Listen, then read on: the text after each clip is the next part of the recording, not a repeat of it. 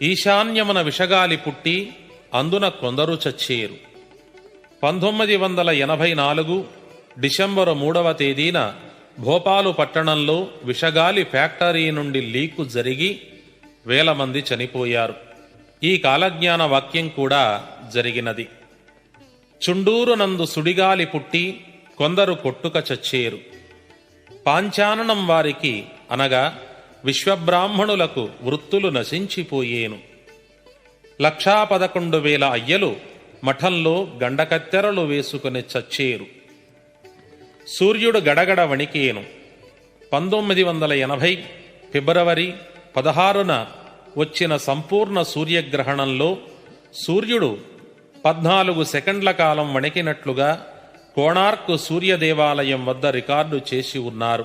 మరలా 1995 అక్టోబరు 24వ తేదీన ఇలా జరుగును.